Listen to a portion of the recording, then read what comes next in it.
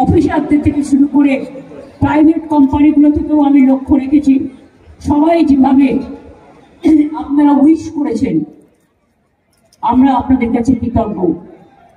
এই মঞ্চ থেকে দাঁড়িয়ে আমি কবিগুরুকে প্রণাম জানিয়ে বলি, চিত্ত যেটা ভয় শূন্য, উচ্চ যেটা শীত, where the mind is without fear and the head is held high। আমরা গর্ব করে বলি আমরা বাংলার মাটিতে জন্মগ্রহণ করেছি। আমার সাথে শতাব্দী অশোক সহ একেবারে চাঁদু, কেষ্ট, রানা, বিকাশ, গগন থেকে শুরু করে, কাজল থেকে শুরু করে, ববি থেকে শুরু করে, মলয় থেকে শুরু করে অনেকেই আছে। আমি সবাইকে হয়তো সব নাম বলতে পারলাম না, ক্ষমা করবেন। আমি সকলকে আমার অন্তরের অভিনন্দন জানাচ্ছি। আমি আপনাদের এই ভালোবাসায় আমি আপ্লুত, আমি অভিষিক্ত, আমি সঞ্জীবিত, আমি সুরভিত, আমি সুশোভিত, আমি পল্লবিত, আমি বিকশিত।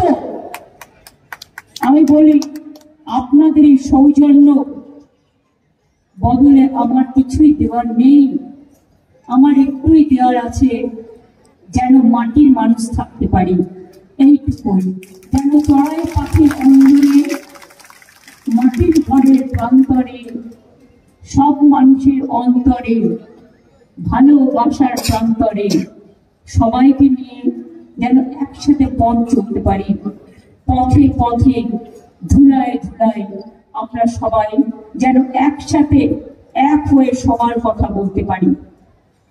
কবিগুরু রবীন্দ্রনাথ ঠাকুর বলেছিলেন, সবারই করি আহ্বান, এসো উৎসুক চিত্ত, এসো আনন্দিত প্রাণ, সুন্দরেরই পাদপীঠ তলে, যেখানে কল্যাণ দীপ জ্বালে, সেটা হোক স্থান।